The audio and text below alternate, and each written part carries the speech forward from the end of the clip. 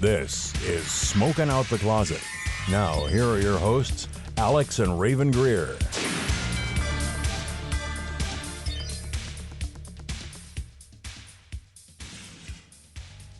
Hi, my name is Rayven. I use she, her pronouns. Hi, my name's Alex. I use they, them pronouns. And welcome back to another episode of Smoking Out the Closet. How's it going, guys? How are you?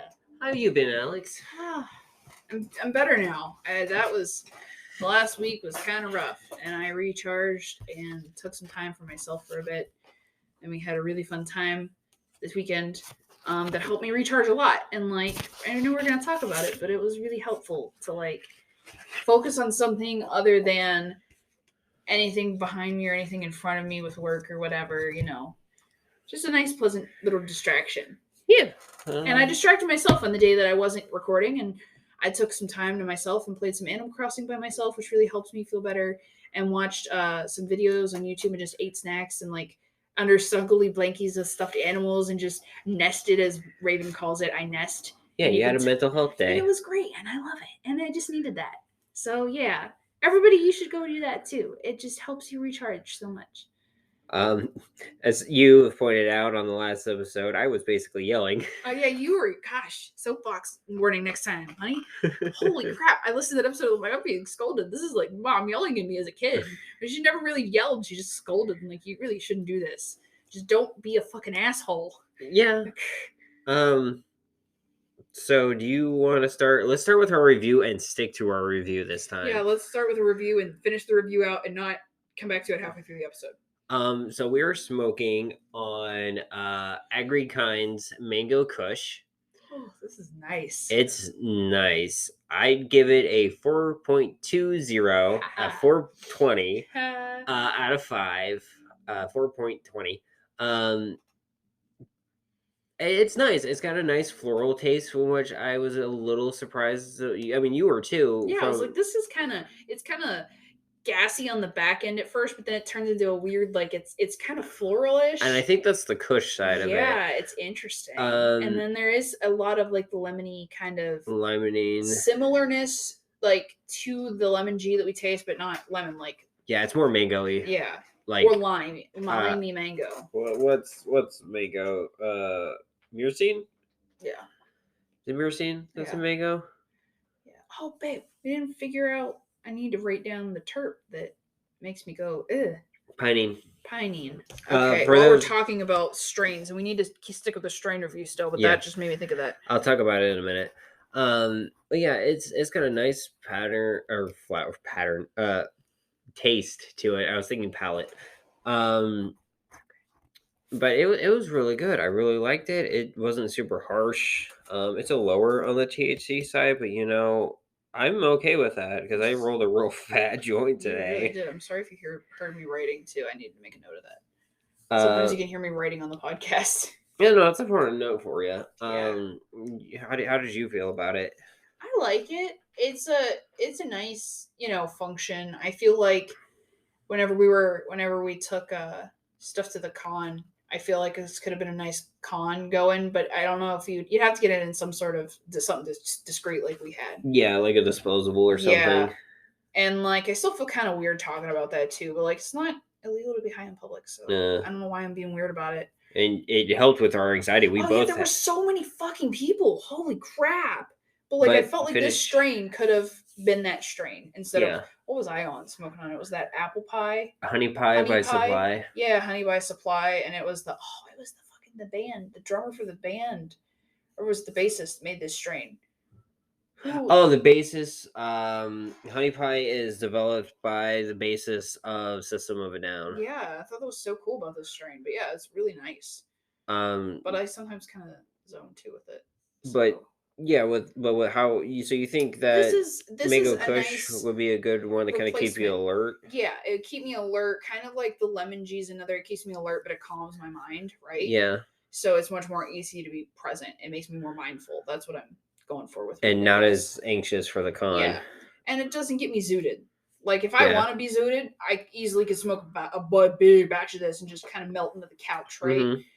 But it gets me to a place where I feel like I can be personable. I can talk to people. It's good, right?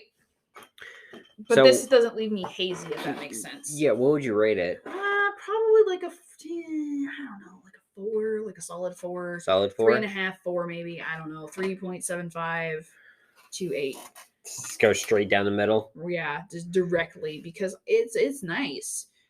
But I also just am not sure how I can get a hold of something like this too with something discreet. Unless we just make it into edibles, which is a lot of work, but they pay off, right? Yeah. Like with And that especially lemon. start at a con. Yeah. You just pop some of those while you're walking around. God, I really wish stuff was more recreationally legal and it was a little bit more socially acceptable here. Yeah. It's still slightly, I feel like, taboo sometimes. Yeah, no, I get that. But I'm pretty sure there were some of those con goers too that were stoned, because every once in a while I'd smell. Woof. Speaking of it, because we keep bringing it up, do you want to talk about the con we Can just please? finished off? Holy shit. Oh my god, I had so much fucking fun at this convention.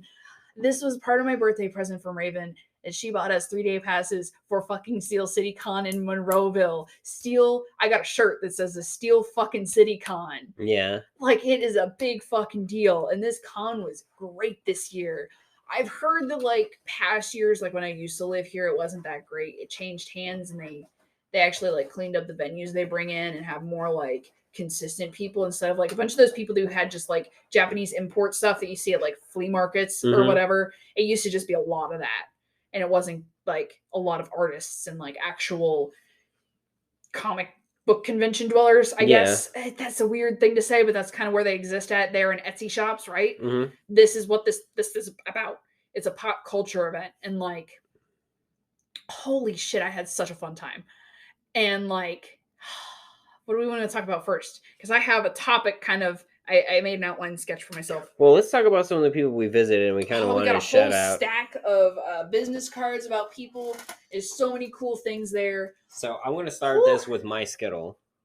The folks at Mr. Seams, that's MR, Mike Romeo, Sierra Echo Alpha Mike Sierra, or, Seems like in sewing. Yeah. Gosh, these people are so cool. I love them over there.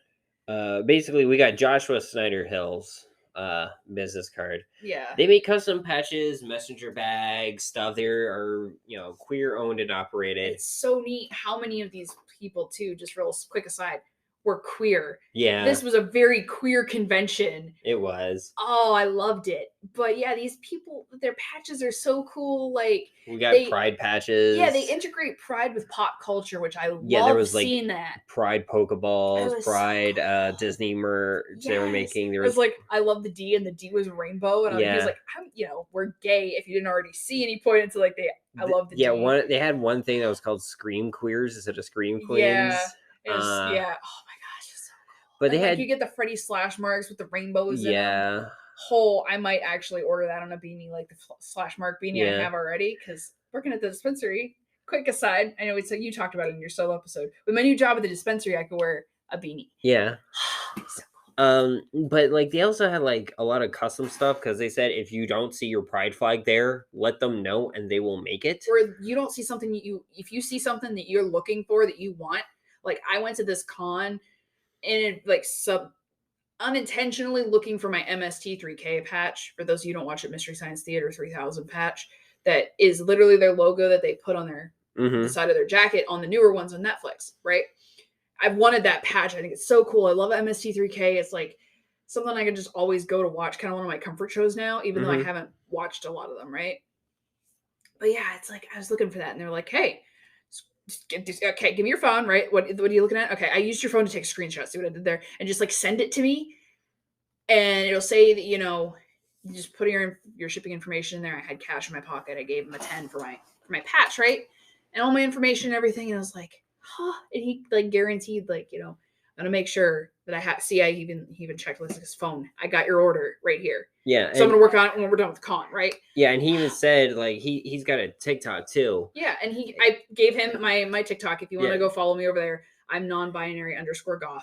I never said that before, but now since I'm seeing my face more, I'll connect all my social medias, I guess. So I mean, the podcast was already on my Facebook for the longest time. I don't know what the fuck I was worried about. This is the Instagram side of things, I guess, the more public facing stuff instead of just my friends. But also, like, he said he's pretty sure he's gonna like make it on the TikTok and tag your TikTok to it. And so, also the fact I'm working in cannabis now is a lot more lenient. Yeah. So But yeah, if you guys didn't know, on our Instagram, if you haven't checked it out yet, we got this swag bag, which is actually still right here next to us. Right here next to us, most of it anyway. I put my shirt in the drawer, and my hat on my rack. But we have swag from Terrapin. Oh gosh, we love you guys over there. Hi, hello. We messaged them trying to get sponsorships. And we just learned like, hey, in PA, it's not really a thing they can do, unfortunately. But they sent us a cool box of swag bag. This is such a cool box of box. stuff. Also, there's lanyards. So guess whose passes for the dispensary are going on their lanyards naturally. Yeah, and we got hats. Like we got Double Bear hats, which I like Double Bear stuff. I haven't tried Double Bear stuff yet. You have? Have I? You smoked my cartridge. It was my Primal Punch. Primal Punch. Yeah, I like that a lot. The one I lost in Old Reliable. Gotcha, yeah. Oh. Which we need to go back to State College so I can get another Moxie battery. Yeah. Just hit up Nature's Medicine dispensary. Hit up Cartridges Galore while we're over there. Yeah. Get some good, decent retro stuff because, God, freaking con shit was expensive. Con shit was expensive, number one, and fucking the Exchange, right? Yeah. The only other place in the Pittsburgh area and the tri-state area over here where you can get shit. Yeah, no. So yeah, like I'm talking Pennsylvania, West Virginia, and Ohio, right? Yeah. Because we're in that little crook. It's the only place in like the tri-state area you can get a lot of retro stuff that isn't super fucking expensive or fake. Yeah, I mean, we did pass up on a really good deal on a PlayStation 1. We could have got a PS1 with a whole shit stack of PS1 and a couple PS2 2 controllers, 2 memory cards, all the cables. For $50. Yeah. And I was like, oh, God. But you would have had to throw it on your credit card, so I get the hesitation. I either would have put it on my credit card, right, or that would have been all my con money, and I wouldn't have been able to buy my dead shit. Yeah. Or be able to buy my custom patch. There was a lot of stuff to play. I wanted at the time. We still wanted to get the reusable drink cup. Yeah. So I was trying to calculate shit in my head. That's why I was like, nah, I probably shouldn't. But it was a really good fucking deal, and he's driving a hard bargain, and I was like, oh man. He wants to give this to me. Like, yeah, that's what I love about people at cons too. Like good people at cons. Good people are willing to work with you. The hell, that one guy, we were looking at like some of the stuff on the table, right? And the old Pokemon toys and whatever. He was like, hey, you see anything on there, even if it's not priced, let me know. We'll work back and forth. We'll work with you. He was talking to somebody down at the end of the table, and they were like, well, what do you want for this? It was something that wasn't priced, right? He's like, well, what do you have? And I heard that. He's like, well, what do you have? And he was like, hell, I'd trade you for a pretty shiny marble if I thought it was nice. And he was like, really? He's like, yeah, my wife doesn't care. She knows what does this as a hobby, Like, what do you want? Work with me. And I was like, I feel like always when I go to cons, I feel like I'm in an RPG because it's like, let's haggle. Let's work together, right? Because we're all collectors here. There were some really hardcore people who had like, this guy was talking. I heard he has like a humidity controlled room he keeps all of his collectibles in. I'm like, holy shit. But those are some really OG, like first issue, like Star Wars figures and too. This is how we get really coolly, like awesomely preserved shit that's been around for so long. Like, I hear those stories about like vaults getting opened with shit in it. Yeah. Anyway, get back to the con. Okay, cool. So, but holy shit, it was such a cool experience. So let's first talk about the people that were there, the other people, right? All right. And then we'll talk about what we did. Okay, so I want to bring this group up. Yeah. If or make it a second Skittle for me, I would probably have them as a second Skittle. This is Fire Sphere. They're really cool. I can't remember her name. Who made the book? I'm gonna grab the book real quick. Okay. Because it's got their name on it. Keep everybody occupied here briefly. No, but the artist alley is where we get some of the the business cards and stuff. And the one artist there was like, yeah, pretty much everybody in this whole row right here on this side is some color of the rainbow. Like, we're I think it's Mad Sherlock, or Kara Gallagher. One of the two, but I think it's Mads. They had this really cool comic. What got me was Los Angeles subject, but they're all queer-based comics. Their little pitch card I got was LGBTQ plus original comics, digital art, commissions, glass art, and illustration. graphic designs, Cricut maker custom goods. Check YouTube for example. I got this because it was really cool. And it's about like an LGBT couple interact with art in LA. Yeah, I was kind of looking at the back of that while you were talking too, because you were just kind of talking. I was like, I took it from your hands. I was like, what is this? Kind of interesting. But yeah, I want to read that too. It's so cool. But I was talking to her because I told her like, hey, I'm trying to get published. Isn't she the one that read your comic? Yeah, she's the one that read my web comic, Our Girlfriend the Vampire on Webtoons.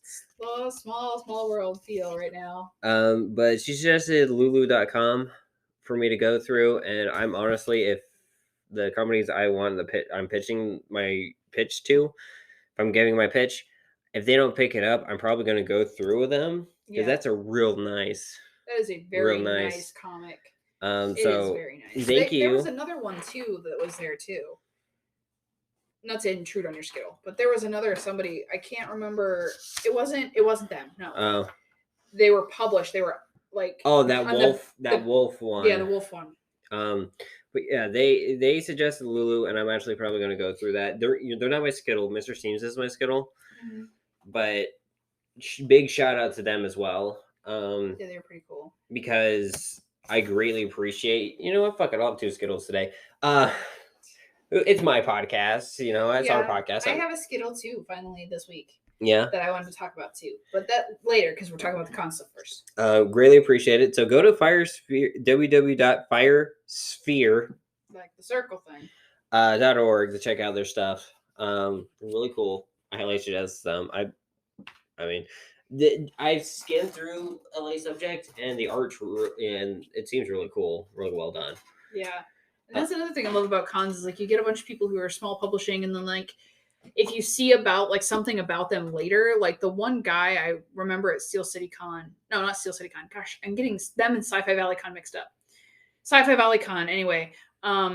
He was kind of like smaller, had a couple of things published, like a couple books, and then I remember seeing something about him on Amazon, and he got pretty big following on Amazon, and like a bunch of places were reviewing him, and like shit, I know him. Like, this is so cool. I fucking know him. The indie comic Killtopia started at a con thing, and it's gotten popular.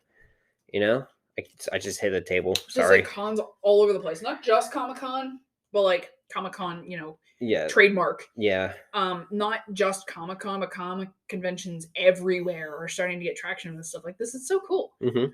Like, this is neat. You talk about that one next. I'm talking about this one next. Was this the one with the glow in the dark paint? Oh, the NJJ Studio art. Gosh, this was so neat. So it's kind of like a street arty kind of looking style, right? And it had UV reactive paint. And I am a sucker for anything that is blacklight reactive, anything that glows in the freaking dark. Alex equals liking shit that glows in the dark. I don't know why. It glows under a blacklight. Don't fucking know why, right? Yeah. Always have as a kid. My mom used to always buy me glow sticks. Fascinated. It glows in the dark. I like it. I had a Care Bear that glowed in the dark. But these freaking paintings, right? They're so cool looking, right? And look neat in regular light. And then you just turn the regular lights off and you turn the black light on them, and they just have a whole new personality to them. Yeah, they're really well They come with a black light too. It's just they come with the pegs to hang it, the black light, the instructions on how to hang the black light in relation to the poster. Like they go the extra mile. They were so cool to look at. So I'm thinking because of time crunch. Yeah. We'll shout these guys out on our Instagram a little more. I picked one more, and I think there's one more you want to talk about. Oh yeah, I want to talk about these guys. Holy crap! So I'm going to talk about Retrograde. They are a retro video game, mostly collection group. They have video games, toys, movies, anime, manga, vinyl, and more. They make custom arcade cabinets. Yeah. Which I saw an arcade cabinet on Saturday that I kind of want them to make for me, which doubles as a hydro grow. Yeah. Little disguise thing. Yeah. I'm like, can you guys make this for me? So when it comes legal here, I just grow it on an arcade cabinet. I can play. So fucking cool. Oh, those people though, I'm actually in a Facebook group with them. It didn't click until today when we picked up their thing. Are they on PA? They're on Pittsburgh Retro Group? Yeah, the Pittsburgh Retro Collectors Group, and Yeah. that I'm a part of, and I invited you to. I'm friends with them on there. Like I follow them, and they're on their page all the time on there, and they replace dry cells and Game Boy Advance batteries. Like Game Boy Advance games, if anybody has any dry cells, like for 64s too, they do that. They have a physical store in Monroeville. They're really cool, and I've wanted to get out there. And this is a cool way to for me to see their stuff without having to drive all the way to Monroeville to shop. Well, yeah, but we were at Monroeville. Yeah, so it was just in their backyard to come over. Oh, Sub-Zero was there real quick. Sub-Zero, who was Nitro Ice Cream, that group? Yeah, and they were over in they used to have a physical store in Altoona, and they had to close it. I'm trying to figure out where the closest one is to here, but we should go sometime. Yeah, because they do have lactose free. Yeah, they're lactose free and dairy free, but lactose free is it's a creamy consistency of ice cream. But yeah, they're really cool. You want to talk about your last thing before we get to the actual con? Because we've been talking about other people we saw at the con. This might be a little bit long episode. Yeah, it's fine. Mine was 49 minutes last week. Short one, it's okay. So I like oddities, right? There is a Pittsburgh Oddities Fair. And you're a goth. And I'm goth, yeah. So those two go together. But there's a Pittsburgh Oddities Fair, right? That I think I briefly told you about before this convention. And I was like, yo, we should go. And you're like, cool. And then I learned about it again at the con. But I found a shop that's in the relative area that gets their they sell oddities. Like I got a wet specimen. I got a Pinky Mouse that was preserved in embalming fluid. They had dyed Pinky Mice that they bleached their skin, do it through a certain process to make it clear, and they bleached their bones blue. They dyed their bones blue, and this embalming fluid is so freaking cool. And there were little bats that were hung up, and they had chunks of human brain, which were sourced correctly in this state. He answered so many questions without me having to say them because he knew I was so fucking interested. Yeah, in this state, any human body parts has to be purchased through their medical test subjects or cadavers for medical school. They had to be medical cadavers. That's the only way because of all the paperwork and everything. But you know what I just noticed? This is the same business card. He just had them flipped, both sides, because he was like, yeah, that's actually the nail polish we got. Yeah, that's his wife. This side is us, and I'm like, holy shit! I just realized that they're both. That's so cool. But yeah, I got my little Pinky Mouse, and I was so holy shit! I've always wanted odd shit, dead shit. Fucking one of my friends and I. This is how we started talking. The one that's moving back out here, and I'm excited about it. Yeah, that's how him and I started talking. Was about wet specimens because I wanted wet specimens. I want a snake. And they had there were other little ones over there too. And the lady who, where's her card? Her sticker. She gave me a sticker. Oh, there it is. The odd end. Yeah, the odd end. And it's a little coffin sticker. It's so fucking cool. But it's her business. And she has she's an ethically sourcing oddity stealer. And she for all the animal stuff. And she does no waste too. She partners with people who have no waste, butcheries, and she takes extra stuff, and it's so cool. Holy shit, these people are cool, and I knew they exist. I just didn't know how to get a hold of them, and this is so cool. Anyway, yeah, just they're so neat. So I'm thinking we should take an early break. Okay. So we can talk about the rest of the con, the big part, the panel stuff. In depth. Yeah. And then I have my Skittle and a little story I want to talk about with my Skittle on just a little bit of something I wanted to talk about. And then we'll go through the rest of my topics. Okay. Yeah, sounds like a plan. Might be a little bit longer of an episode today. Yeah, it's fine. It's okay. All right, it's time for another On This Day in History. So we're looking back on April... Oh, crap, what's the day? The 10th? Yeah, April 10th, 2007 is the first one. In Washington State, they passed the bill S5336, giving final approval to domestic partnership legislation, giving same-sex couples many of the state rights to marriage, or similar to marriage.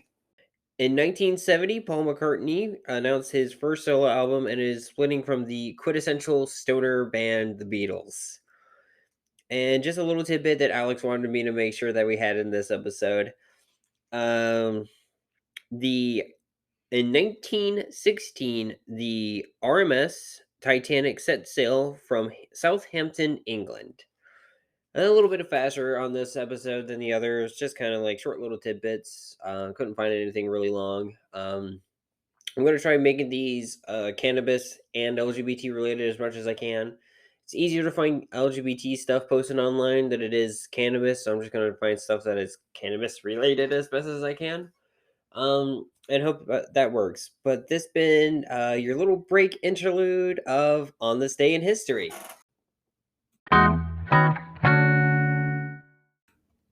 All right, and we're back from the break. Why are you looking at me like that? I'm just giggling because I'm thinking of like, gosh, when Grub gets to eat on our show. I know I want snacks. I don't know how it's going to sound on the audio. That's why I don't. You don't want to do ASMR with our audience. I don't know. There was I mean, an we ASMR can, I Mary guess. Jane. I don't know. Mary Jane did a little ASMR one episode. It was kind of funny. All right, so back to the So con sorry. stuff. Shit, God, am high. Do you want to talk about who we saw at the panels? No, holy shit. Oh yes, please. Holy shit. The big chunk, the big meat of our Holy day shit. today. This is holy shit. This is why I was like, okay, well, we were shit. Sorry. Anyway, so we were debating on like, do we want to come back Saturday? And there really wasn't anybody that we wanted. I think like Chevy Chase might have been having a panel, but it wasn't super interesting. Like, Yeah. I wasn't interested in him. And like I was interested in these people right here that I'm going to talk about because holy shit, am I a Nightmare on Elm Street fan? Yes. Holy, this is my favorite fucking horror movie, right? I was talking to somebody that I matched with on Tinder recently because I'm looking for another partner. Hello, and it was Beer Polly. I think we talked about that before. Mm-hmm. But they really, really are into like the whole like Rocky Horror stuff, and like they really like, you know, all of the older pop culture kind of stuff, like when Rocky Horror and like Nightmare on Elm Street, the 80s stuff, horror, and they really appreciate this. And we were talking about it, right? And I was like, yeah, you know, I'm really big. Nightmare on Elm Street's my favorite horror movie. Like Beetlejuice is my favorite movie of all time. I just fucking love the 80s, right? Movies and shit from the 80s. I love them. Wes Craven, rest in peace, but I love it. So when I saw that fucking Robert Englund was going to be at this convention, I lost my goddamn shit. I was driving home from work on the phone with you, and there's a big yellow billboard on my way home, and I was like, holy shit, Robert Englund is going to be at Steel City Con. I need to fucking go, right? I just want to be under the same roof. I really would have loved to get a signature from him, but hopefully if he's there like August, he comes back pretty frequently. Mm-hmm. He's a frequent flyer to Steel City Con, which is great for me because then I can get the signatures, and now I know how fucking the other person I know gets to see him all the damn time and get signatures and shit. But like, oh my God, freak the fuck out. I just being in the same room as him. I was within 50 feet of Robert Englund. And also they had a lot of the other, cast members there.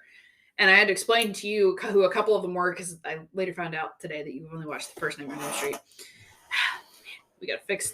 We need to write down these movie things that we talk about because we forget later on down the line. Yeah, we just need to get high and just binge watch a bunch of movies we haven't watched. But Heather Langenkamp, everybody fucking knows who she is. She was in the first 3 movies. First 3 or 4 movies.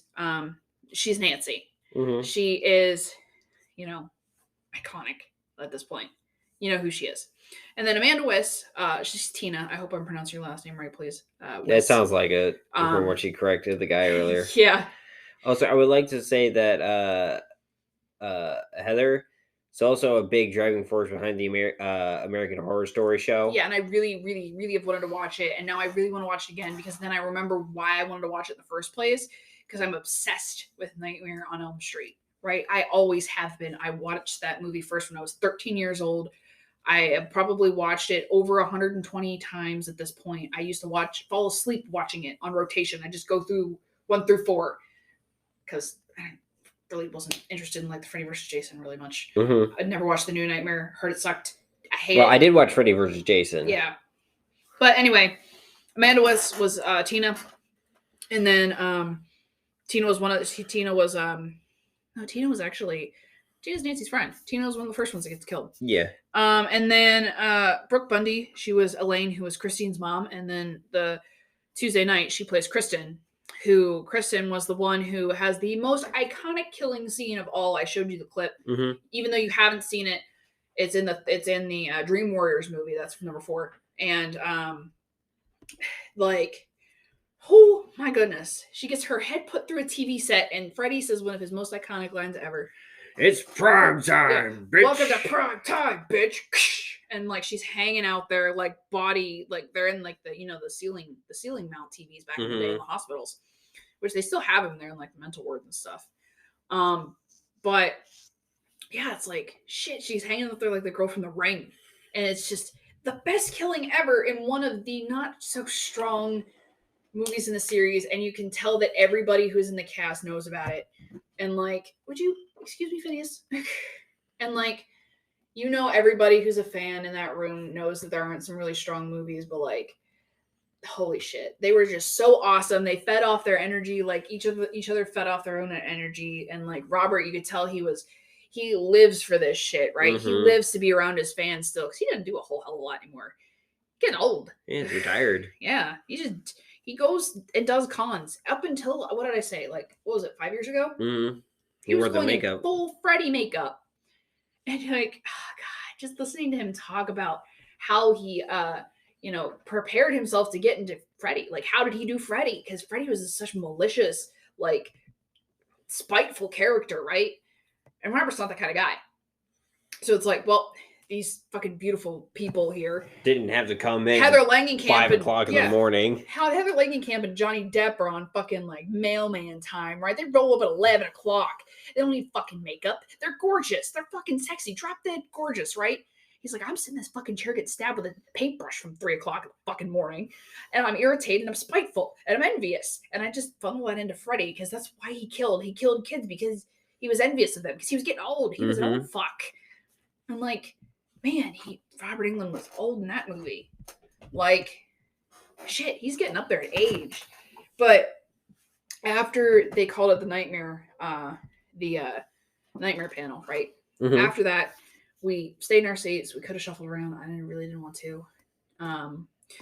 And we sat there, and Christopher Lloyd, Doc Brown himself was there. Another one of my favorite fucking movies, again, from the 80s. I don't know why I'm fucking obsessed with the 80s, other than I'm just goth and just fucking 80s are great. Well, I will say he is also in one of my favorite movies. Yeah? He is the bad guy of the movie, Judge Doom, in Who Framed Roger Rabbit. I made a note of that in the things, too. Also, he's Uncle Fester in the Addams Family movies.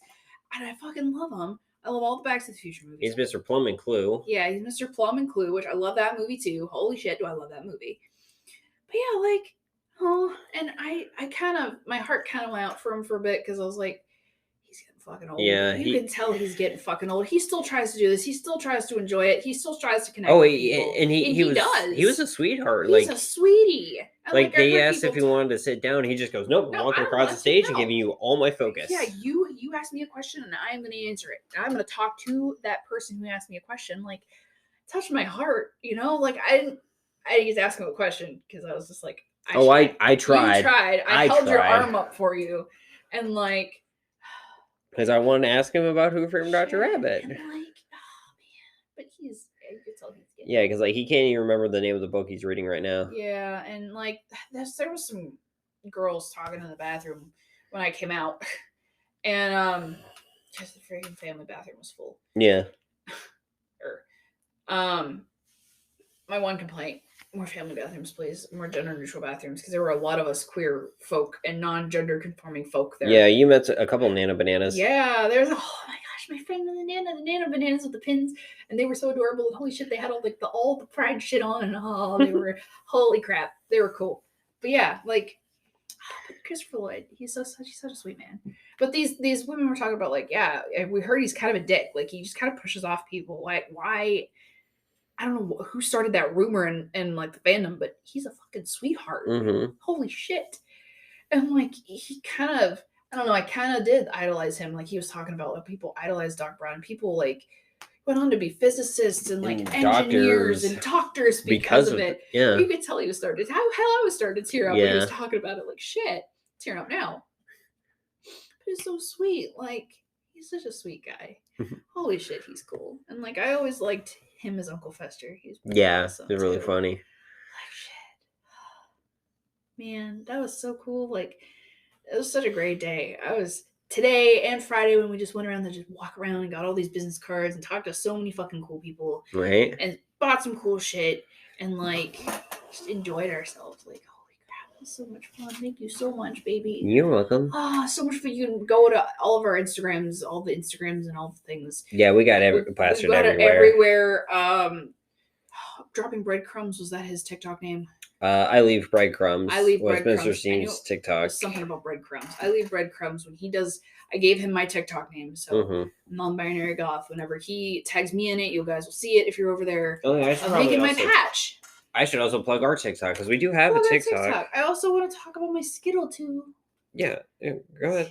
I just want to plug our TikTok real quick. First, and I'm going to talk over the TikTok music right now. It's just at Smoking Out the Closet. That's all. Yeah, we're at Smoking Out the Closet. Go check us out on TikTok. I've been sort of in and out of activity on my personal TikTok, but I've been on there since it was Musical.ly. So that tells you how long I got on the train and abandoned the app, and got on the train and abandoned the app. And we were talking about shadow banning too, which is really real thing on there if you're LGBT. But you want to talk about your Skittle. My Skittle. You need your phone. My Skittle, I need my phone. So in the same vein of videos and everything, not TikTok, but YouTube. My Skittle comes from YouTube this week. And her name is Dr. Tracy Marks. And she is a psychologist. And I have been kind of going on this, like, I don't self-discovery. Yeah, this sounds cliche, but like self-discovery, learning about myself while I'm stoned kind of thing, right?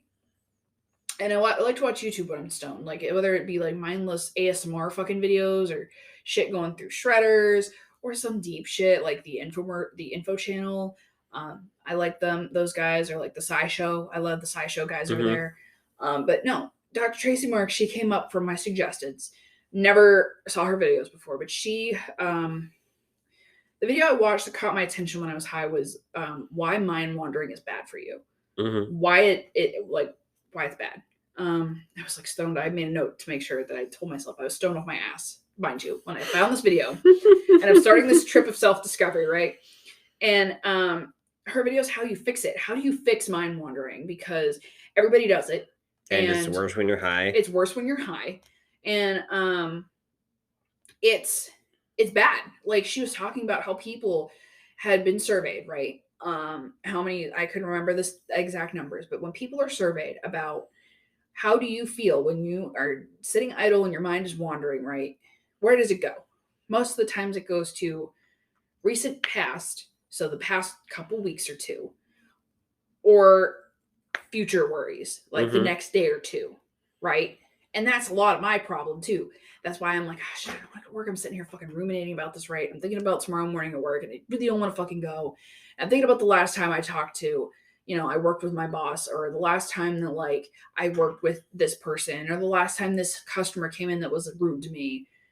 I ruminate and my mind just wanders on shit, right? And she had another video about ruminating and how to stop it. But the mind wandering, if you can stop it before it becomes rumination, is really good.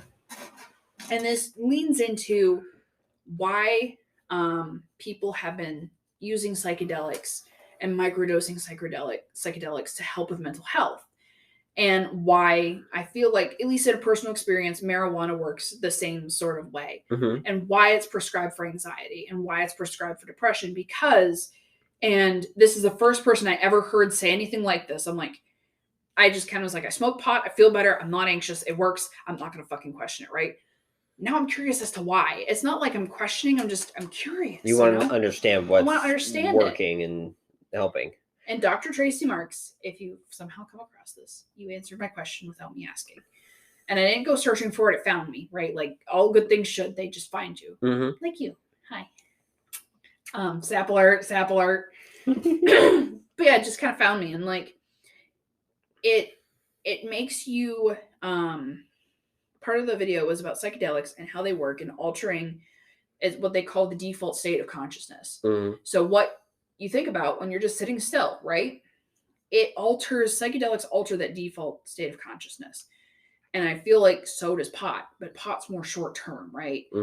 Hour or two, that's default state of consciousness. You're high, you're euphoric, you're calm, you're hyper, you're focused, you're medicated, you're whatever you want to call it, right? Whatever you're trying to achieve. And that's your new altered state of default consciousness. Mm. That's your new default state, right? But when people are in a depressed or chemically altered and like not regular levels of, serotonin and dopamine and everything that are supposed to be in your brain that affect that default state of consciousness is not happy. It's not a good place to be, right? Yeah. And your mind starts wandering and you start ruminating and worrying about all of these different things. That's like a neurotypical brain. So if you change that, obviously it makes it go away. Like you're more in the present. People who smoke pot have this, they call it a quote new lease on life, kind of what I feel like I'm going through right now, right? Yeah. I feel more appreciative of the things I have right now. I feel less worried about the things that happened in the past because I can't control them. Mm-hmm. They're done, they're over with. I'm allowed to, think back on happy memories and stuff like that, but I can't change anything, so there's no point worrying about it. And just not worrying about the future because I'll get there when I get there. Yeah, I'll deal with it when it's there, right? And I've honestly noticed that because when I was at Arby's, something happened, I got upset and everything, and like, all right, they were expecting me to be upset or something. They're like, I'm sorry. I'm like, it's all right. Can't change it now. It's in the past. Kuna Matata. I was just like, when did I get like this? Yeah. And like, that is why they have been using psilocybin in mushrooms and ayahuasca in some places to treat this altered state of consciousness, because something in these psychedelics hits the reset button on the chemical balance in your brain. And it's either for a short time or it's for a longer period of time. And studies have shown people who are microdosing with psilocybin or, I can't remember the mushroom one. That's psilocybin. Psilocybin? Is Yeah. the mushrooms. Ayahuasca. With psilocybin or ayahuasca, it might only take 1 or 2 doses, but that's a permanent state. It's changed. It kind of shifts it. It doesn't, it's crazy. And like, that'd be so neat if we could shift ourselves to be, not needing, not worrying all the time and not like, because I know like, yeah, pot helps, but what if ayahuasca is not permanent though? No, it's not permanent. No, none of these are permanent. But it's a longer effect. time. Yeah, it's a longer lasting effect because they're stronger, more kind of mind altering. That's why they're called mind altering. They alter your default longer states of effects. Yeah, but yeah, just things that alcohol does the same thing too. Yeah. But it's more negative than positive. But if we can find a positive way and it helps treat these things, and now that they're becoming a little bit more lenient and legal, we're getting to be able to study them and figure out where these fit in with us as species. Cool. It's so neat because with cannabinoids, we're wired for this. Yeah, the endocannabinoid system, which is our endocannabinoid system is very unique in our species, as it is the only one that actually has receptors for THC and all the subvariants of THC with the extra proteins and enzymes attached to it, like THCA, THCV, whatever. But a lot of animals have a cannabinoid system for CBD, CBC, CBG, CBGA, and all that, and 2 receptors, which is in the enzymes in your mouth and the stomach acids of your stomach. But that's why animals like our cats, weed is bad for them because they don't have the wirings in the brain to be able to handle the THC. Yeah. But we do, which suggests, sorry, I'm going on a really weird historical evolutionary tangent here. I like this. This is why a lot of scientists believe cannabis evolved with us. Yeah. And it's the only plant that evolved with us and is currently theorized that cannabis is actually a symbiotic plant for us. Yeah. We have a symbiotic relationship with cannabis. It's crazy. No, I like where this is going because this is exactly where Dr. Tracy Marks went. Who is my Skittle? And like just opening my mind about these sort of things, and that's a universal experience. And like, it seems natural. It takes the taboo off and it makes it a very real discussion. She doesn't sugarcoat things. No. Very straightforward, and she like looks at the camera and it's like she's having a conversation with you personally while you're watching her, like an adult should, about really real life things we don't talk about and we need to, and the way that things help. That's good. I don't know, And I'm glad. I love it. I love that I came across all of her videos. Just moving gears, I do have a couple of news related stuff with cannabis, if that's okay for me to talk, if unless you got something else. No, just my other. I have some like law thing too. Okay. That was my other topic as a law. So if we're moving into the news kind of stuff, that works. Okay. Just updates of cannabis stuff and like LGBT stuff. On April 8th, Senator Daniel Laughlin released a memo on edibles for the Pennsylvania medical marijuana program. Heck yeah. And I will bring it up on my phone so I can read it. I remember briefly hearing about this. I was so excited. In the near future, I intend to introduce legislation to allow medical cannabis patients to purchase their medicine in edible forms. Now, currently, our edible forms are tinctures and capsules. Yeah. The legislation will ensure these edible forms are of medicine are tested for consistency / potency and designed in a way that does not appeal to children. Probably, I don't know how they're going to do it. Even with CBD, when CBD is legal, they do it in a way that isn't like it's not really flashy. It's not like it differs from the stuff that you find at corner stores, right? Okay. It's the stuff that you get medically or in proper shops like your CBD store. It's very plain colors. It's very like it just says gummies. It just says gummies, and it doesn't say what's in it. It just is. It doesn't have any like usually not a lot of see-through packaging, or if it is, not it's very like, bright colors or cartoons or shit. Okay. Yeah, it's not appealing in that sense. Enough that you could just hide it away.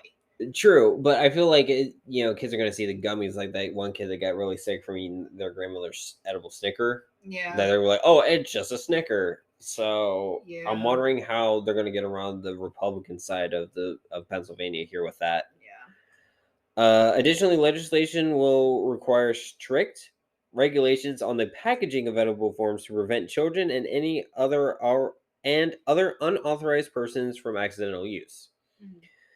As of March 2022, over 400,000 Pennsylvanians have active patient certification. Sorry, I can't read that today. I don't know why I can't talk today. Hey, listen, it's okay. Everybody at the convention, do you remember all weekend? Nobody in the convention could talk, speak. Because we're all excited. We're all so excited and happy. It's fine.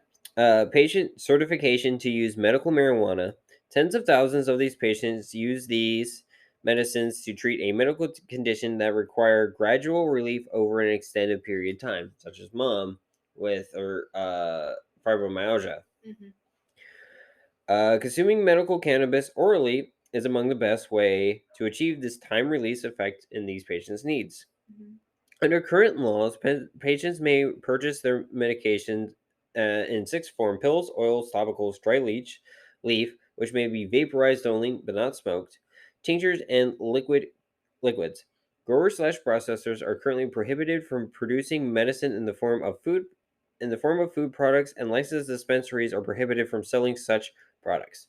But notice how it doesn't say we're not allowed to make them ourselves. Exactly, yeah. So a lot of people are doing this on their own. So they're trying, what I feel like is they're going, hey, let's tap into this. We can make more money.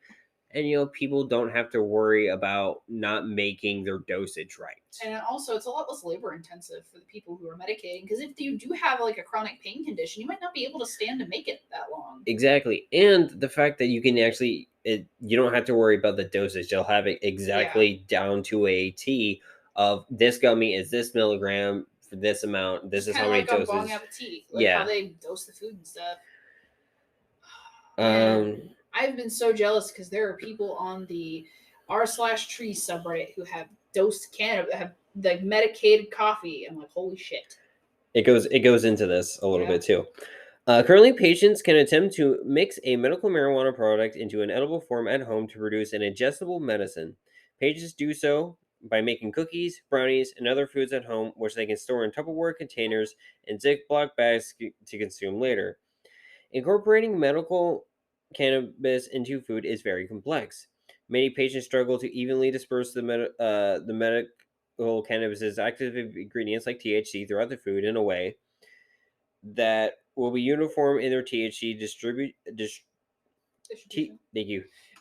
distribution and potency, as well as clearly labeled and stored in child-proof containers. Yeah.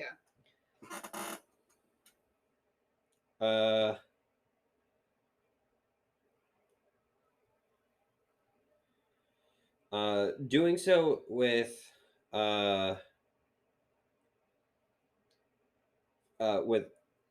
regulated cannabis ensures uniform relief for their symptoms. The lack of uniformity can cause patients to accidentally consume a little too much or a little too little of their medicine at once. Yeah. So honestly, I'm actually for that, you This is know, awesome. because This is so cool. that would make things a little easier for people like my mom Yeah. or your dad, who it breaking down the dosage is a little hard. Yeah. And as someone who's making weird edibles right now myself, like I want to make a fucking roast with cannabis, God, yes. You want to throw sugar leaf in bread to give it a God, nice like yes, earthy kind of crunch. herb and crunch texture. We still didn't make our bread. Yeah. Or pudding. I want to make pudding too. Shoot. Oh God. What? I just got a notification from Terrapin saying that looks great. Thanks for sporting that Terrapin gear. Heck yeah! On the pod right now. Yeah. Such good timing, Terrapin. We're just talking about you. Aw, much love. I love it. I love everything about it. And then I got two more little like short ones, but I wonder. I tagged them in one of my posts too of me wearing the swag. I wonder if they'll see it too. probably. Do you want to talk about your next thing? Yeah, I can talk about my next thing. Is an article. Again, state of Pennsylvania laws amending, fixing stuff that's kind of broken, and like mending things that need fixed. There was an article on Cannabis Business Times, published April the 8th. PA Senators Judy Schwank, I believe that's how you pronounce her name. It's Chwank, Schwank, and Sheriff Street. Also, kind of odd that your last name's Street. I just thought of that when I was reading the article. But Sheriff Street announced April 6th that they will soon introduce legislation that would ban the sale of Delta 8 THC. So this is the hemp-derived THC that people have been selling in convenience stores and unregulated markets. And we've been kind of talking about it, touching on it a little bit. It's not quite safe the way they do it because there's no regulation on it, and some of these chemicals are really harmful that they're using to extract this THC 8, this Delta 8 THC. And like, I mean, there are some good places you can get it. Like, yeah, the don't get me CBD, wrong. your CBD store is a good Yeah. one because we've seen how they do everything. They kind of like show But they're very open about it. But like, we're talking about like head shops, right? and like really shady head shops. Yeah, too. and like gas stations. Yeah, like the one by where we used to live, and the one in Altoona we were at. That wasn't a gas station; that was a head shop. But that still, head shop it's that kind of sketchy. Yeah, this you know exactly what shops we're talking about. Like the ones like if you're like, I really don't know where this comes from. I don't feel comfortable. If you wouldn't buy this shit from your plug. Yeah, don't buy it from. I know there are some plugs that are making it too, and there's not to say that there aren't some people in the legacy market that aren't doing it the best way either. Yeah. Because then you also still get, like we were talking about in like the last episode I was on with you about artificial cannabis. Yeah. You get into that range of, are you making artificial cannabis or are you extracting the Delta 8 THC? Yeah, and some of them have, well, we'll say that like, they might have some things that are like aren't even like good for vaping nicotine in these vaporized cartridges for Delta 8. I've always been kind of sketchy of them. Just kind of stayed away from them. Yeah, it's like, you like those ATM, like imagine this. There's a gas station you're going by and it's got iron bars on the window. Do you really want to buy Delta 8 THC, even if it's from hemp, which is legal? From a place that has bars on the window. Yeah, I wouldn't even buy liquor from there or use the ATM from there. No, that's just a red flag up in the face. No, it could be the area it's in too, but also it's just, I don't know. It's just something doesn't sit right. I like one thing with cannabis is that how it's regulated. It's being like, there's not going to be any additives. There's not going to be certain pesticides. There's not going to be certain fungicides in it. I talked to a rep. I think it was a rep. I can't remember how I learned this, but there was Seven Hills. Seven Hills. One of my coworkers was telling me what the rep said is very all naturally sourced. Like their insecticides are ladybugs. That's cool. Like they use natural compost for fertilizer and Yeah. stuff, like and probably cow potty too. But like they don't use, they try using little to no chemicals That's in their awesome. cannabis. Also, I was talking to an ex-coworker, really going to be an ex-coworker in an ex-company at this point, probably. But he was talking about he grew up in Colorado, and that sun-grown cannabis tastes so much different. And he was so spoiled before he moved out here to Pennsylvania because he had sun-grown cannabis. It just tastes fucking different than grow lights. And it probably does because the way the sun works. I mean, we talked a little bit about that before. But yeah, it's I don't know, like if they should just ban it all together. But I think there should be a little more. They're putting it. They're basically what they're doing is patching the loophole. So Yeah. it's a loophole patch because people found this loophole. They were exploiting it. Right? And they used to do the same thing with K2 before it became illegal. We went through this whole freaking song and dance before with K2, and it's happening again with like quote unquote legal pot. That's what we call it, is legal pot. The thing is I don't want to see it gone.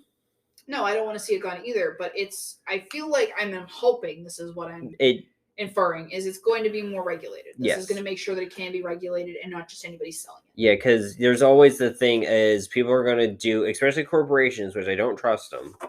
And this is where I feel like a lot of the adult dates is why I don't trust them, is corporations more often than not are going to do something until you say they can't. Yeah. So they're going to not treat their workers fairly. They're going to pollute fairly. They're going to cut corners and fill things with chemicals that you should not be using. Or they're going to feed you like point and case lead paint. Yeah, or they're going to feed you a bunch of shit that shouldn't even be food safe, like legal. McDonald's. Until you tell them fucking not to, because you didn't specifically tell them not to do this. Oh, Subway too. Yeah, Subway fucking too. They're fucking yoga mat bread. Oh my god, that was weird as fuck when I heard that. But yeah, this patch is a loophole basically, and they also noted, Schwank also noted that these might also come in flavors that may be appealing to teenagers too. Mm-hmm. So trying to put a curb on that. Yeah, that's fair. So. Yeah, like the K2 thing. They learned from the K2 thing faster than they did with the Delta 8 thing. Yeah.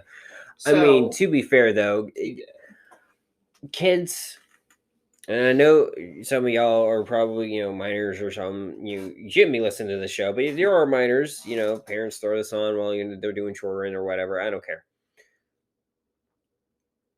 Kids should not be getting cannabis. And I might sound like the uncool person in the room for saying this, but kids can end up getting CHS or cannabis hypero something syndrome really easily. You get really sick, you get really nauseous, you get shivers. It's a bad time. It's like alcohol poisoning almost. That's why kids aren't supposed to get alcohol either, because it messes with your frontal lobe development. So don't, till you're at least like 18, 20, preferably 25. But, at the end of the day, once you're an 18, you're a legal adult. You can make your own decisions. You can do whatever the fuck you want.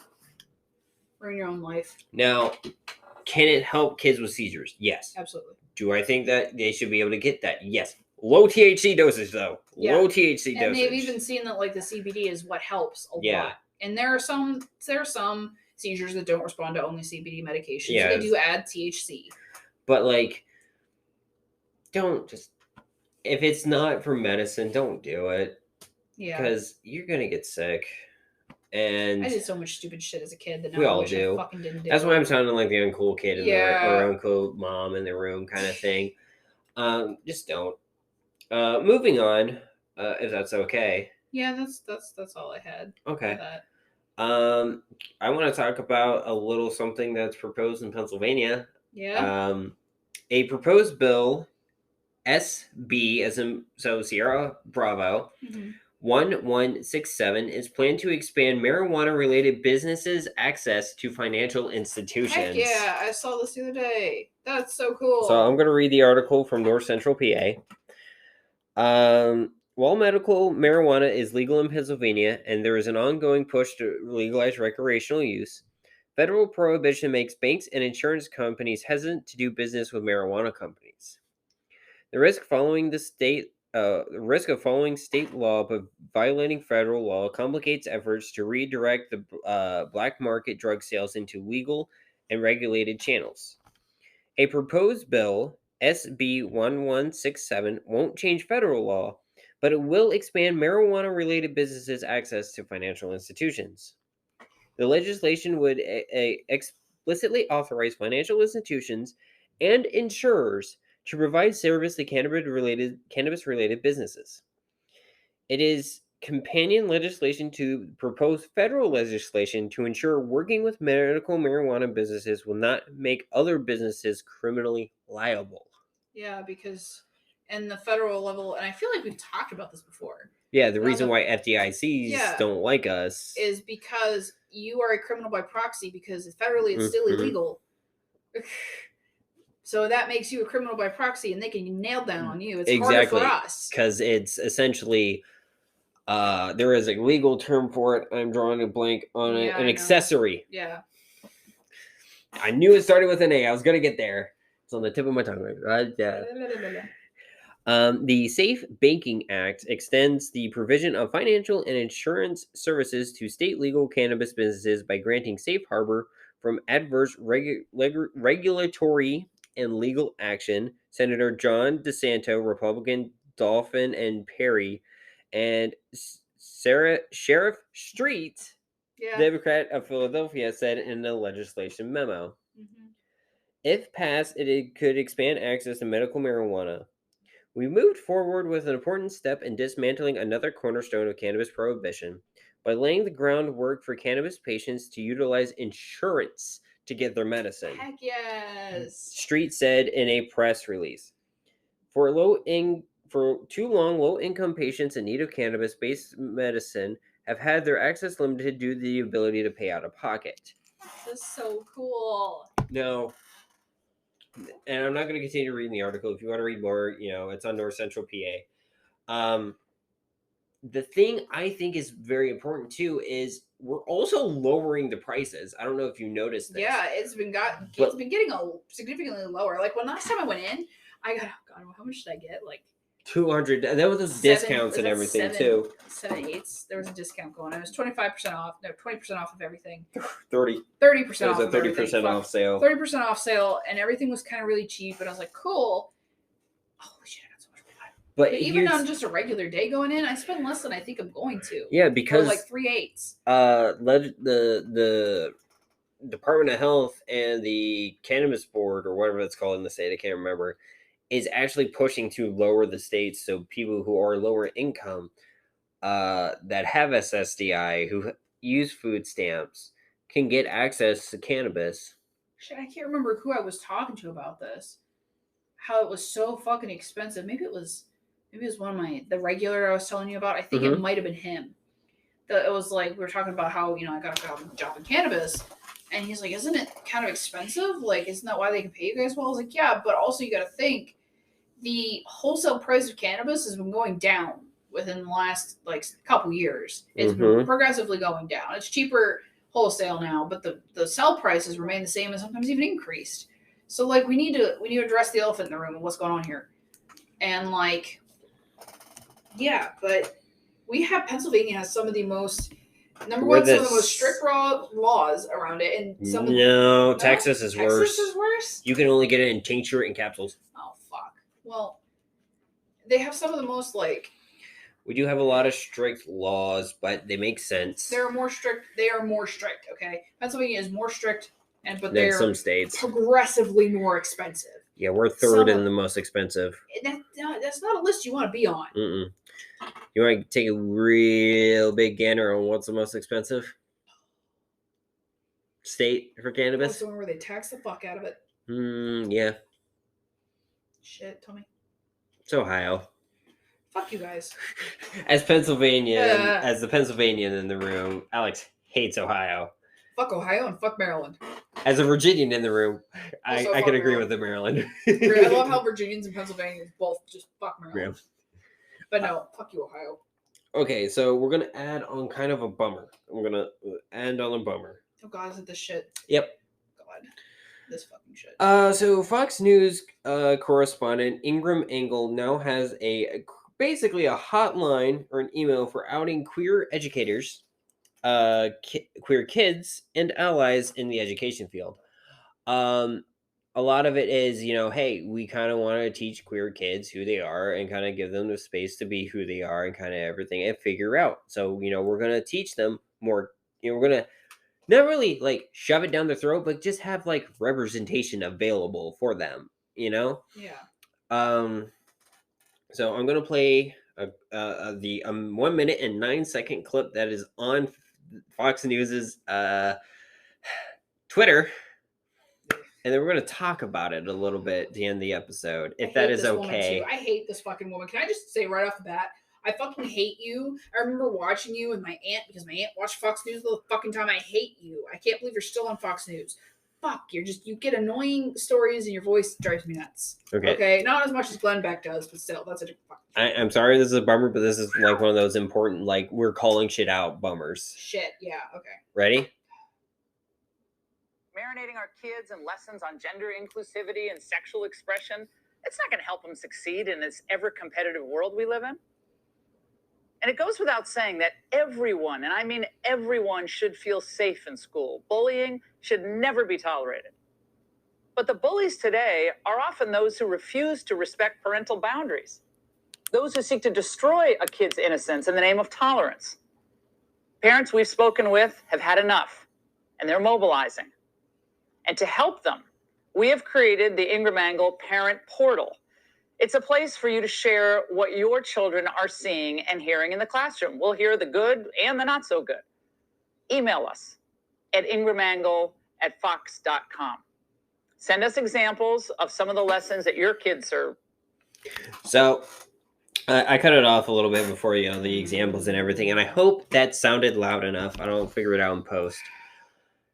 I found out about this through Dana Terrace, creator of Owl House, who basically was like, flood this fucking thing with your dumbest memes. We're doing the whole Trump thing all over again. Hey, give us your email and we'll send you a ticket so you can go to this thing. And he got pissed because guess what? Everybody who hates him bought all the quote unquote bought the tickets because they were free. Yeah. So just flood this shit. But oh my God, I hate this cult mindset. This just drives me nuts and I can't. Here's what's pissing me off the most is we hate bullying in school. Okay, so you're going to let the parents be the bully. Yeah. Because I know so many people, and I got lucky with my parents, that when I was in the LGBT Center, or now the Sexual and Gender Diversity Center, Penn State, I had the cool mom because a lot of people had trauma associated with their parents. Like, they couldn't be who they were while they were in college when they went home. Which is why my mom, when my mom found out about this, she was like, my door's open. Let them know. I'll make extra food. They have any allergies? I'll make special food. Well, I just realized that I just found out that my bio parents listen to this. So, I guess I'm out, but I guess we just don't talk about it. I don't know what the hell's going on. I mean, that's better than just, kind of... I don't think my mother understands. It's mostly Bob that listens. Yeah. I don't think my mother understands. But, it's better than just, it sucks. I'm not saying that's bad. Or, it's good. But I'm just saying it sucks.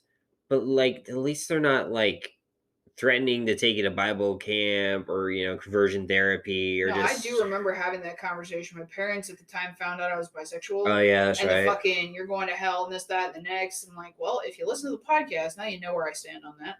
Yeah, I know, but I'm saying now compared to then. Yeah, now compared to then, it's better. But a lot of they're getting not to care as much, I guess.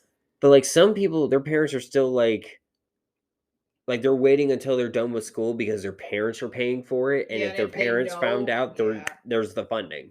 Yeah, I used to know people like that. And I'm like, damn. And you knew people like that at RMU, in the SAFE and the Student Alliance for Equality. Yeah. And it's fucking. It's horrible. Oh man. So, now you're just having these group people who are gonna basically listen to news and be like, yes, this is a bad thing. My kids should not be listening to this. And now you're gonna have more push for states like Florida and Alabama and fucking Texas that have these "don't say gay" bills. Yeah, It's like, we don't want the bullies in the school. We're gonna be the bullies at home. Like The fucking bullies at home and the bullies bullshit. you're being the bullies in school with the legislation and everything. You're being the bullies. This is the same shit that the Satanic Temple's gonna step in and do something about. Oh, I this. hope they do. I fucking hope they do. I hope they like do. the Westboro Baptist Church and their fucking after school Jesus club. Mm-hmm. They're gonna come in and have an after school Satan club, or have like an after school Satan Says Gay club, or something. Because this is just another one of those fucking things that's rooted in fucking Christianity. And please, Satanic Temple, I might tag you in something on some of the social media about this post, because I really want you to hop on this, please. As a member, do it. And it's not even like Christianity as a whole. It's American Christianity. Like the whole, like we use it as a weapon in legislation bullcrap. That should not be a thing. Like, I can't remember the comedian's name, and I feel bad about this, but he talks about how Ireland is basically, fuck it, why not, go on. Yeah. It's like, we asked everybody in Ireland. We're the only country that wins the, gay marriage equality by popular vote. Because we were basically like, hey, Ireland, you're a big Catholic nation. What do you feel about gay people getting married? And I'm throwing an Irish accent on this on purpose. Because, my family's the entire British Isles. I'm Irish too. They're like, what do you feel about this? We were like, fuck it, why not? Go on. And then not only later, they got a prime minister who was a gay, half Indian man. Mm-hmm. And it was like, how do you feel about this guy? We're like, fuck it, why not? Go on. The most Catholic, one of the most Catholic places in Europe. The popes even said, like, fuck it, go on, why not? I mean, obviously he didn't say that because he's the fucking pope, but still. It was in Italian, but I mean. Yeah, it's Italian. The same fucking gist applies. Fuck it, go ahead. You know what? Not hurting anybody. I'm gonna look up how to say that. I'll look up how to say fuck it, why not in Italian.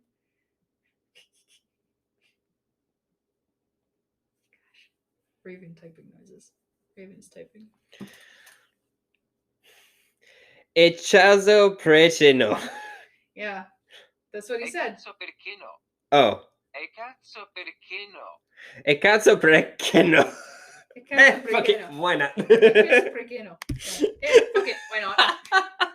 It's probably horribly. I went through Google Translate. That's probably horribly translated. Inaccurate. I'm so sorry if I offended anybody. That was bad. But fuck it, why not? Yeah, just fuck it, why not? Motto for 2022. Fuck it, why not? Go on. Oh man, I love this episode. This is so much fun. All right, so major plugs for everything. So you're now out and about as a face to the podcast as well. Hello, I'm out and about. Hello, because I'm working in cannabis. It doesn't really matter much anymore. All right, so plug your shit.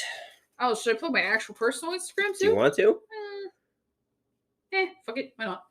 I'm Graylin42. I just made my account non-personal anymore, so you can go see my non-weed related shenanigans, all the post pictures from the convention, all the shit I was out doing, and then also I'm 420NB on the POTS Instagram. That's more pot related stuff usually. And then where the hell else am I? I'm on Twitter too. What is my Twitter? I think I had to make a new one because my old one had my dead name in it. I'm Alex Greer04 on Twitter. If you want to go find me over there, find me and or fight with me. I don't know what you want to do with me there, but you go ahead. Twitter, I guess, is a place where people like to go for pick fights, I've heard. I'm not telling you my Reddit because that's just the whole premise of Reddit. You don't know who the fuck I am. Yeah. Well, I will also put We're Smoking Out the Closet. Just Smoking Out the Closet on Instagram. Smoking Out Pod on Twitter. I forgot my fucking TikTok again. Okay, plug up my TikTok. I am non-binary_goth on TikTok. Yeah, you said that earlier. I plugged all the shit. We're also Smoking Out the Closet on TikTok. Yeah. We have a YouTube technically and a WeedTube. I think just the video file format was too long for us to fully upload a podcast. So we're just going to do stuff like our unboxing videos and just kind of like little bits and stuff. Yeah. Go check us out on Facebook. I invited a lot of people over on my Facebook. Yeah, we have our Facebook. We're on Spotify, Apple Podcasts. If you go through on Apple Podcasts, let us know how you can review there. Let us know how we're doing. I saw a rating system on Spotify the other day when I was looking at stuff they don't want you to know. Also, real quick, this is what I want to talk about the Fox News thing since we just ended on that note. If any of you listen to stuff they don't want you to know, Go over and listen to them. This Fox News shit has the same mentality as I was talking to you, remember, about cult and technology, the cult mindset and technology, and how they are the exact same thing. Definitely go listen to stuff they don't want you to know that new. It's called their classics episode of cult and technology. That hooks in with the whole Fox News shit. Nice. Shit. Anyway, but yeah, anywhere all of our other things. Yeah, if you could leave a review anywhere, it'd be great. If you could, we'd greatly appreciate it. Try out the Spotify thing. I don't know if it works. But I just looked. I couldn't find it on ours. Oh, interesting. I saw it on stuff they don't want you to know. I don't think I saw it on Weed and Grub yet. They might be bigger. Yeah, it might be bigger podcasts, but yeah, definitely check us out. We're basically wherever podcasts are available. Give us a review, shout us out. We shouted you out on the podcast, shout us out on the Instagram things. I think we followed a lot of you on our accounts, all the various ones, personal and otherwise. Etsy stores, I followed you guys on Etsy too.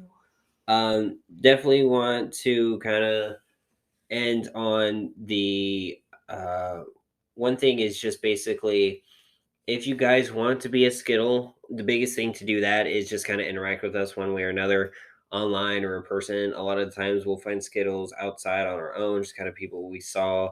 They're really cool. My Skittle I just stumbled upon when I was watching YouTube one day. Yeah, like we'll find stuff like that. So the people that made our lighters, I stumbled upon one day. They were an early Skittle of ours. Yeah, they were an early stumble upon Skittle. But yeah, just if you want to interact with us, I put all the links in our show notes and everything. But I think we're gonna end it here. A little bit of a long episode, but I don't mind it. No, we have a lot going on. Sometimes you just need a long episode, and you were back this week, so catch up on a lot of stuff. Heck yeah. So once again, my name is Rayven. I use she, her pronouns. I'm Alex. I use they, them pronouns. And we'll see you guys in the next episode. Bye.